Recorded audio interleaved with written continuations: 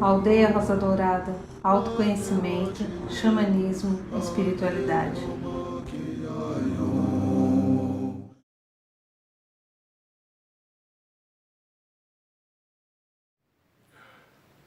Olá, minha amiga, meu amigo, esse aqui é o canal da Aldeia Rosa Dourada. Quem fala aqui é Irineu de Liberale, terapeuta transpessoal com formação em psicologia, psicodrama, PNL, constelação familiar e algumas outras coisas, e também eu sou xamã. Eu vou contar um pouco hoje como é que o xamanismo entrou na minha vida. Esse cachimbo é o instrumento mais sagrado de um xamã, e nessa fumada sagrada do fumo que a Mãe Terra produz, eu emito essa energia com a intenção, porque o principal atributo do xamã é a intenção, que ele harmonize a tua vida, o teu coração, todos os teus chakras, e traga para você a consciência de um bem, o bem que você é, por ser quem você é, uma luz divina do grande Espírito. No xamanismo nós usamos muito cachimbo, nós não tragamos, nós só fazemos esse movimento. E esse movimento, que é a pitada, essas baforadas, elas são profundamente curativas. Ele serve para momentos de meditação, momentos de cura e também de profunda de limpeza, porque esse cachimbo é como se fosse uma defumação. Mas eu vou deixar o cachimbo aqui do lado agora, porque nós vamos falar uma história interessante, né? Para mim é profundamente interessante, porque são coisas muito marcantes. Há um historiador francês, o Mircea Eliade, ele diz que o xamanismo é uma prática encontrada no mundo inteiro, né? Na Ásia, nas Américas, na África, no Pacífico. O xamã vem lá da planície da Sibéria, na língua Tung que existe lá, na península de Altai. Bom, então, ele é muito difundida hoje entre vários seres de qualquer profissão, né? Para você praticar o xamanismo e se tornar um xamã, você precisa ter um interesse e sentir um chamado aqui no coração. E no Havaí também, né? Os capuas também praticam um grande xamanismo. Então, a gente afirma aqui na Aldeia Rosa Dourada, o xamanismo não é uma religião, mas é um ato de se religar, ou religar-se à natureza, à nossa espiritualidade, e viver experiências inimagináveis, entre segunda, terceira, quarta ou mais dimensões do universo. Por que eu falo segunda dimensão? Pelo simples fato. Quando nós fazemos uma viagem xamânica, normalmente numa roda de cura ou algum tratamento, olha, aqui tem duas pedras, dois cristalzinhos, né? Dá para perceber, né? Tá, uma branca e uma marrom. Quando uma batida de um tambor, ou chacoalho da maraca, e às vezes uma flauta, você, numa viagem xamânica, você entra dentro de uma pedra, buscando uma cura, energia. E interessante, a pedra fala conosco às vezes. Comigo já falou, com tantas pessoas da aldeia já falou. Então, você entra em contato com a segunda dimensão também. Terceira dimensão é essa que eu vivo. E quarta dimensão é o chamado plano espiritual. Está em quarta dimensão. Mas, às vezes, o xamanismo leva a alguns estados de transcendência, quando, por exemplo, nós estamos no ritual sagrado de cura e libertação da ayahuasca. Aí a gente entra em dimensões que a gente nem sabe. Quando a gente sai através de uma viagem xamânica facilitada por essa planta fantástica de poder, nós saímos aqui da dimensão humana e vamos para algum lugar do universo que nós não entendemos exatamente, mas que foge do planeta Terra, foge desse sistema solar. É impressionante as viagens e os relatos que a gente tem, meus e tantas outras pessoas, muito mais dos outros, né? Porque Eu pratico há 19 anos, eu consagro ayahuasca, então eu participei acima de 200 rituais, não sei quantos, eu já não perdi a conta. E, então é uma história que cada um que vive, né? Às vezes a gente tem rituais até com 70 pessoas. Então são relatos incríveis. Muito bem. Há muitas práticas do xamanismo pelo planeta. Eu trabalho com o xamanismo do povo vermelho, nós aqui da Aldeia dos Dourados. Mas tem o xamanismo lá do Havaí, a Capua, tem o xamanismo cigano, o povo cigano também tem. Tem o xamanismo russo lá na Península de Altai, que é muito forte e poderoso. Tem também o xamanismo tibetano, os tibetanos têm xamanismo. Tem xamanismo africano. Tem xamanismo dos aborígenes lá na Austrália. Então, ele é uma prática muito difundida na humanidade hoje. E ele, quando uma pessoa recebe o chamado para ser xamã, é porque tem alguma coisa especial que ele tem que refletir sobre a sua vida, o seu momento de evolução, crescimento, uma cura emocional e espiritual importante. E o xamanismo nos leva sempre a estados alterados de consciência. Estados alterados de consciência. Aqui tem o meu querido cajado que eu ganhei do pajé Soiré, da tribo dos Cariri-Chocós, um instrumento muito importante. Na prática do xamanismo, nós usamos também penas, né? Eu esqueci de pegar pena, mas a gente usa pena. Nos cursos a gente aprende o significado. A querida Sagrada Maraca, o importantíssimo tambor,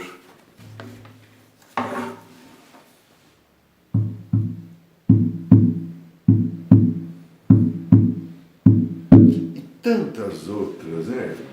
Colares, patuás. Os colares são instrumentos de proteção. Então, essas práticas todas do xamanismo nos leva a um contato singelo e profundo com as coisas que a Mãe Terra produz. Tudo elemento.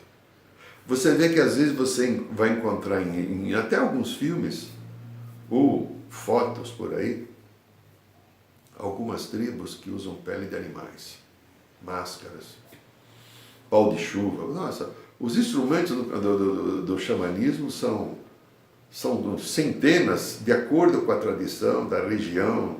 Cada povo tem a sua... Mas o importante tudo é um processo magístico que nos leva a estados alterados de consciência. E esses estados alterados de consciência têm uma coisa muito interessante a cada um de nós. Nos ajudar, através do coração, nos encontrarmos a nossa essência. O xamanismo, quem o pratica com integridade e responsabilidade, leva a sério, a responsabilidade é levar a sério aquilo que a gente aprende no xamanismo. Você vai, inevitavelmente, aprender a entrar no seu coração. Aqui na Aldeia Rosa Dourada, já há 18 anos nós fazemos cursos de xamã.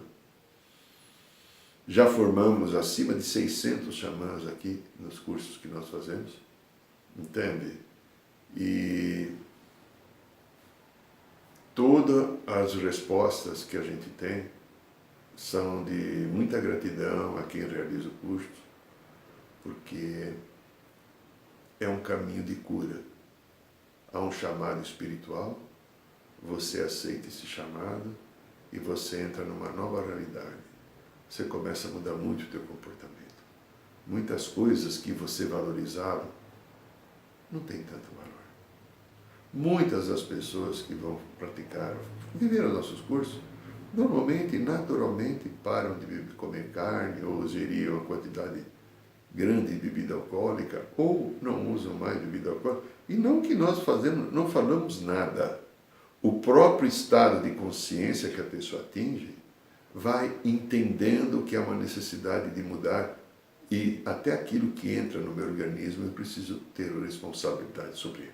Mas no xamanismo, então, se trabalha com rios, banhos de rios, de cachoeiras, de mares, né? Na floresta sagrada, numa viagem xamânica, quando você sai do seu corpo e vai viver uma história com uma árvore, com um lago, com uma cachoeira. Nossa, é uma coisa incrivelmente bela, curativa, que traz paz e harmonia. E eu trabalho então com os queridos animais de poder. É uma coisa encantadora entrar com o animal. Vamos supor que você está viajando com um urso, você está viajando com uma águia, você está de repente com a energia do coelho, né? Cada animal tem um simbolismo, né? Por exemplo, o urso que eu falei, ele vai ajudar nas curas emocionais, a águia é guardiã da espiritualidade e o coelho trabalha os medos. Eu poderia falar aqui dos 40 animais aqui, cada um tem um simbolismo e quando eles aparecem na nossa vida, eles vêm com um propósito bastante definido. Mas além dos animais de poder também, a tribo, a gente vai muito nas viagens xamânicas para a tribo, dançar, porque nós que estamos nesse caminho, certamente numa vida passada a gente já foi do povo vermelho, né? Então a gente está rememorando os parentes de outra época que vêm até nós, ou que nós vamos até ele, ou que nós nos encontramos para fazer um congraçamento visando entendimento, crescimento, equilíbrio e cura.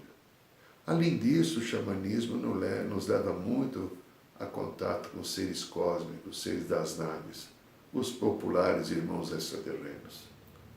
Então, há uma festa, há uma grande oportunidade de desenvolvimento e de aprendizagem. Mas eu quero contar agora, o intuito desse vídeo, é como tudo começou. No final do ano 2000, eu, naquele tempo que era só psicólogo clínico, e tinha feito, alguns anos antes, o curso de regressão de memória no INTVP, aqui em São Paulo, com a doutora Maria Júlia Pietro Pérez, que era o presidente do Instituto, hoje parece que são seus filhos que estão no comando. Eu estava atendendo um homem, um executivo, que trabalhava já naquele tempo com informática, e ele me procurou por algumas questões, então concluímos que precisaria se fazer uma regressão. Tentei fazer numa semana uma regressão, ele dormiu no relaxamento, ele dormiu profundamente. Na outra semana marquei outra regressão, aí eu pedi para ele não dormir, então ele ficou de olho aberto, não conseguiu. Aí virou um desafio para mim. Você vai ver comigo, né? Marcamos uma terceira sessão. Eu lembro que até a segunda sessão eu não cobrei nada. Não, usou o espaço, mas paciência. Terceira sessão aí, eu arrumei uma musiquinha de reiki, bem daquelas que te leva para estados de transcendência, acendi uns incensos ali bem gostosos, bem perfumados, coloquei ele na máquina e comecei a aplicar reiki aqui no coração e aqui nessa região, enquanto eu ia induzindo ao relaxamento. Eu estava fazendo isso já uns 15 minutos, eu estava aqui entre a panturrilha e o joelho, relaxe, respire fundo, vai relaxando o pé, o dedão, o calcanhar, e vai seguindo uma sequência. Quando de repente eu levo um susto, eu estou com a mão assim na cabeça e aqui no coração da pessoa, eu vejo um índio aparecer, eu estou vendo como eu estou me vendo aqui no vídeo. Né? Eu não sou clarividente, mas naquele momento eu era clarividente. E o índio chegou todo cheio de pena, de coisa de enfeite, e ele tinha uma maraca, até mais ou menos parecida, mas só que tinha umas penas enfeites assim, ele falou, pega! Ele não pedia, ele mandava. E não era aquela coisa grosseira, mas era algo de autoridade espiritual. Eu peguei. Se você olhasse na minha mão, você ia ver isso aqui. Mas eu estava olhando na minha mão, estava vendo isso aqui. Aí, esse ser que eu não sei quem é, não deixou telefone, e-mail, WhatsApp, nada, né? Apareceu só essa vez e ele falava assim, chacoalha.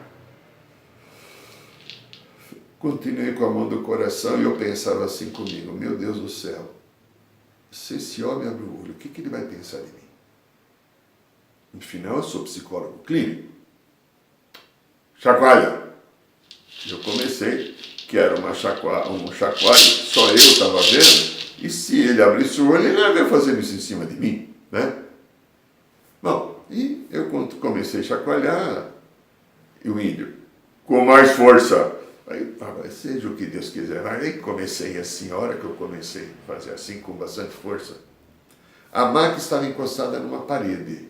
Veio um verdadeiro cinemascope de cores, uma imagem de uma floresta, abriu na parede inteira. Era uma coisa assim.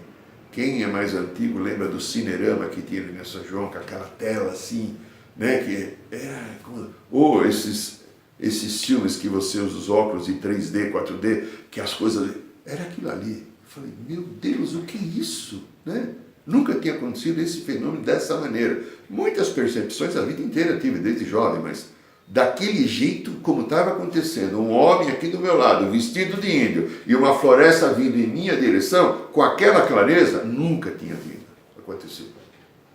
O que é isso? Aí o índio fala, xamanismo. Eu falei, vai estudar. E sumiu. Vamos fazer 20 anos daqui a pouco. Não sei quem é, como eu falei, não deixou nome e telefone. Aquilo ali me tocou profundamente. Consegui terminar o trabalho com aquela pessoa. Quando cheguei à noite, em casa, era o meu primeiro computador, 2000, né? Eu tinha desde 79 o computador. Estava aprendendo a mexer, era, né? Windows 3 ainda, lembra, né? 28 mega, né? 28, acho que kbytes, sei lá, era fraquíssimo, né? Discagem ainda, discava, ficava, né? Consegui achar no site e vi o Instituto KVT aqui de Piranga, procurei, me inscrevi e fiz o curso. Foi muito interessante, principalmente o dia que eu recebi o meu cachimbo na iniciação, fortes emoções, algumas viagens interessantes. Em 2002, eu não havia terminado o curso ainda, porque eu não havia terminado o curso, e eu estava um dia no sábado em casa, eu morava numa casa e o meu consultório era na casa ao lado, eram casas vizinhas. A minha filha Mariana estava comigo, ela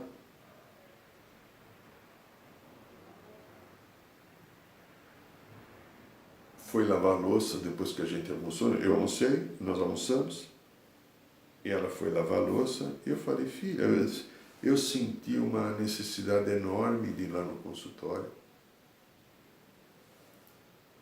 Não sei porquê, cheguei lá, precisei pegar o cachimbo, e acendi o cachimbo e comecei a apitar.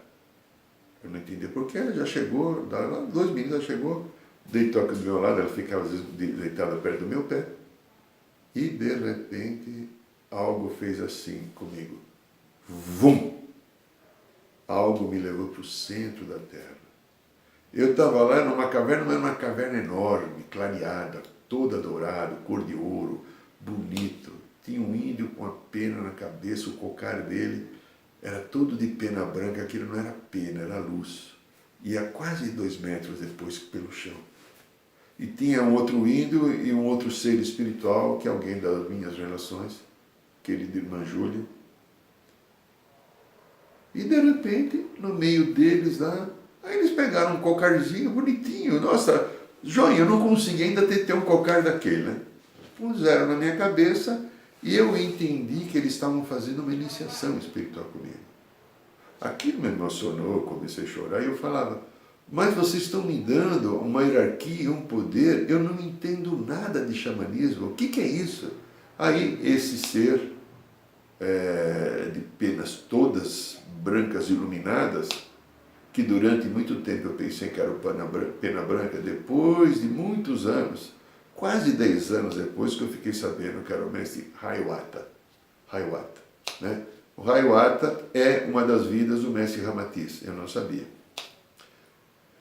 Ele falou assim, é verdade, perante os índios você não sabe nada, mas perante o homem branco você vai ser o mestre. Vai e ensina. Eu já realizei 46 cursos de xamanismo, já formei mais ou menos acima de 600 xamãs. Estamos fazendo o curso agora só uma vez por ano no carnaval. Houve momentos que a gente fazia 5, 6 cursos por ano, mas é muito cansativo. E como nós temos também outras coisas e outras práticas, fazemos radiestesia radiônica rica, a gente tem também outras atividades, né? Então, fiz uma combinação com o pessoal do andar de cima, essa espiritualidade bendita, e nós realizamos apenas um curso, sempre no carnaval, aqueles 4 dias de carnaval. Nós iríamos realizar um curso agora, o mês que vem, mas devido à pandemia, aproveitar um feriado prolongado, que a gente precisa de 4 dias, né? Então, foi dessa maneira que o xamanismo entrou na minha vida. E ele entrou na minha vida, ele colocou minha vida de ponta cabeça no bom sentido. Mudou a minha forma de trabalhar no consultório, o desenvolvimento dos cursos, o aprendizado que a gente tem com cada turma que a gente forma, a prática semanal de roda de cura que nós fazemos todas as quintas-feiras, esses mais de 200 rituais da ayahuasca que eu tenho participado e ancorado, são um grande ensinamento de uma energia do xamã que leva o teu coração a se reconectar com a Mãe Terra e com o grande Espírito, que é o nome que o povo vermelho dá para Deus. Eu agradeço e abençoo a sua paciência em me ouvir e me despeço lhe abençoando, usando uma palavra ou uma frase que nós usamos muito na aldeia Roça Dourada. Arro!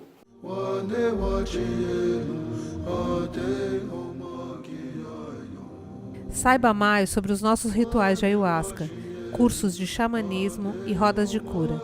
Acesse o site www.aldeiarosadourada.org.br.